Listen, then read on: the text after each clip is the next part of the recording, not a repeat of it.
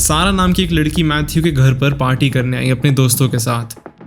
वो अपने साथ कुछ बैग्स लाए थे जिनके अंदर कपड़े पड़े थे ताकि वो आसानी से चेंज कर सकें। सारा ने मैथ्यू से पूछा कि मैथ्यू बाथरूम किधर है जहाँ पे मैं कपड़े चेंज कर सकती हूँ। मैथ्यू ने एक डोर की तरफ पॉइंट करते हुए कहा कि डोर वहाँ पर है। सारा ने उसकी बात मानी और वो वहाँ चली गई। एज़ यूजुअल सारा अपने कपड़े चेंज करके आई और फिर उन्होंने जैसे पार्टी करनी थी अपना फुल ऑन एन्जॉय करा।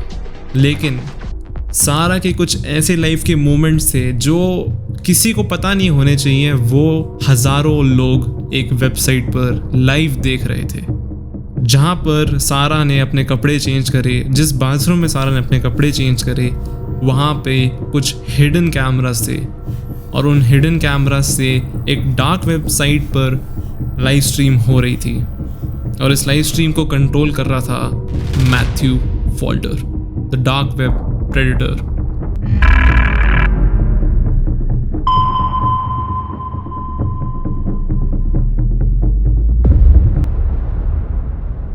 डार्क वेब तुम सबको पता है कैसी जगह है। वहाँ पर दुनिया की सारी इलीगल चीज़ें होती हैं जो इंटरनेट पर नहीं हो सकती। और इसी प्लेटफॉर्म पर एक टीनेजर की नज़र पड़ी जिसका नाम था Matthew Falder. Matthew Falder Cambridge university से अपनी डॉक्टरी की पढ़ाई पूरी कर रहा था और मैथ्यू फॉल्डर का काफ़ी एक वियर्ड इंटरेस्ट था और वो इंटरेस्ट था हिडन कैमराज में। उसको ऐसी चीज़ें काफ़ी पसंद थी जो लोगों को स्पाई करने में हेल्प कर सकती है या फिर कुछ काफ़ी सस्पिशियस चीज़ें मैथ्यू फॉल्डर को पसंद थी। और इसी चीज़ से मैथ्यू फॉल्डर ने अपने रिलेटिव्स पर, अपने फ्रेंड्स पर स्पाइंग करना शुरू कर दिया था और वो हमेशा से चाहता था कि वो लोगों को अपना स्लेव बनाए। इसीलिए वो ऐसी चीज़ों का यूज़ करता था जिससे वो लोगों को कंट्रोल कर पाए, उनको एक ऐसी सिचुएशन में ला के रख दे जिससे उनको मैथ्यू की बात माननी ही पड़े। लिज एक बेबी सिटर थी और अमेरिका में बेबी सिटर्स का काफ़ी कॉमन कल्चर है क्योंकि वहाँ पे जो बेबी सिटर्स होते हैं वो मोस्टली टीनेजर्स होते हैं और जो वहाँ पे टीनेजर्स होते हैं वो काफ़ी ज़्यादा इंडिपेंडेंट होते हैं। उनको अपना पैसे, अपने बिल्स खुद भरने पड़ते हैं और इसीलिए लिज भी बेबी सिटिंग करती थी कुछ एक्स्ट्रा पैसे कमाने के लिए।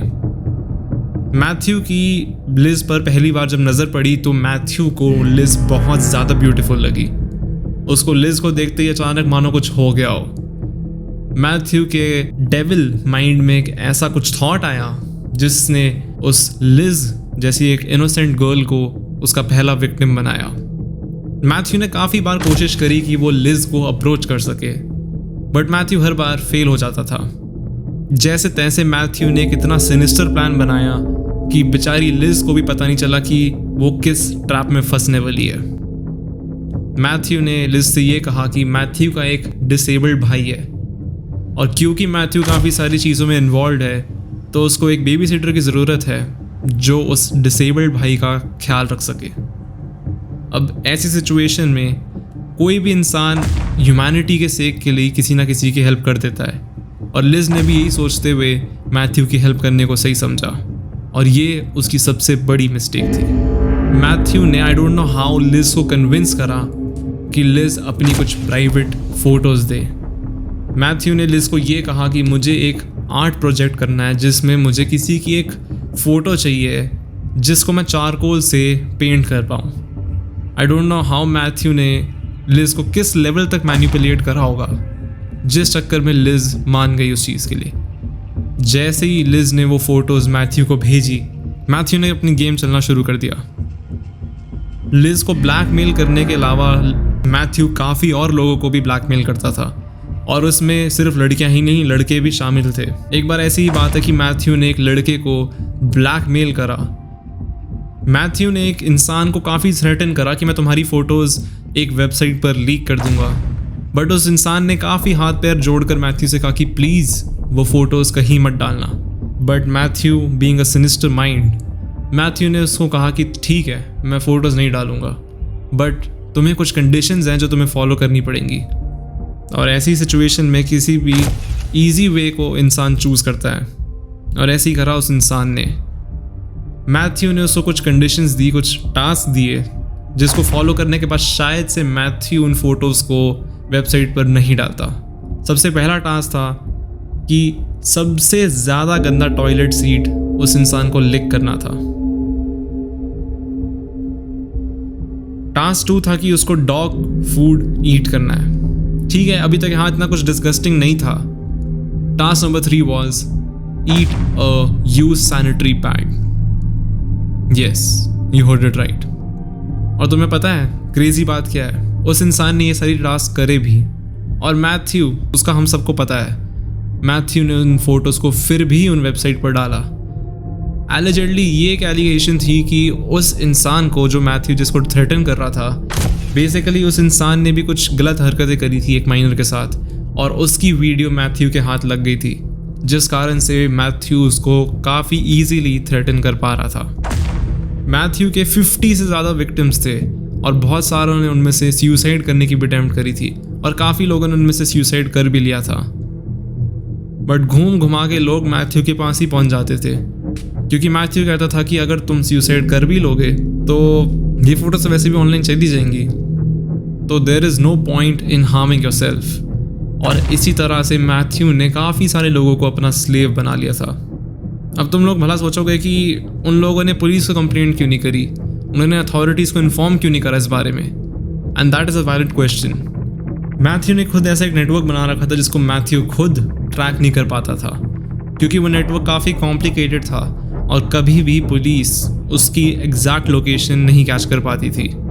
666 डेविल, जो एक मैथ्यू की ही आईडी थी, उसमें हर्ट कोर पर काफ़ी सारे रेगुलर अपलोड्स आते थे, और जैसे जैसे दिन बीतते जाते थे उन अपलोड्स की जो फ्रीक्वेंसी थी वो काफ़ी ज़्यादा बढ़ जाती थी, और धीरे धीरे वो एक अकाउंट VIP मेंबर बन चुका था और टॉप अपलोडर भी बन चुका था। और उनमें से ही मैथ्यू में एक ऐसी गलती हो गई जो किसी भी हैकर को नहीं करनी चाहिए।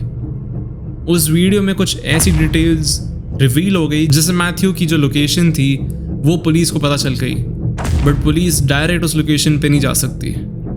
पुलिस ने, या फॉर दैट मैटर NCA ने, काफ़ी थरो इन्वेस्टिगेशन करी मैथ्यू की वीडियोस पर, मैथ्यू की लोकेशन पर, और काफ़ी सारे विक्टिम्स और विटनेसेस से भी बात करी, और वो जा पहुँचे सीधा मैथ्यू के घर पर। बट मैथ्यू अपने इंटेल्स के थ्रू 2 स्टेप ऑलरेडी आगे था, और पुलिस को सरप्राइज़ मिला जब मैथ्यू घर पे था ही नहीं। पुलिस का पहला मिशन फेल्ड। अब पुलिस ने दूसरी बार सोचा कि दूसरी बार मैथ्यू को हम सरप्राइज अटैक करेंगे, और वो दूसरी बार जा पहुंचे फिर से मैथ्यू के घर पर। और जैसे ही पुलिस जा पहुंची मैथ्यू के घर पर, उन्होंने देखा कि मैथ्यू वो ईवल काम अभी भी कर रहा था, और पुलिस ने उसको रंगे हाथ वो चीज़ करते हुए पकड़ लिया। और उस टाइम पर मैथ्यू कोई एक्सक्यूज़ नहीं दे पाया कि वो क्या सही क्या गलत कर रहा था। पुलिस ने उसको डायरेक्ट अरेस्ट भी कर लिया। तुम एक बार खुद ये देख लो। So what was it I've done? Oh, what was it I'm supposed to do? So the offences that I've arrested you on suspicion of being involved in were blackmail, causing or inciting a child to engage in sexual activity, possessing indecent images of children. Sounds like the rap sheet from hell. Distributing indecent images of children, and causing GBH injuries to a person.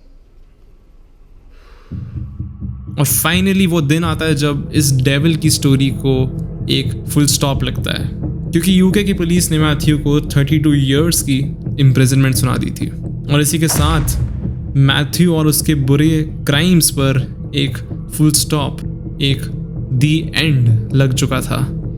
But लोग आज तक इस news को देख के काफ़ी ज़्यादा घबरा जाते हैं कि कहीं ऐसे लोग उनके बीच ना हो।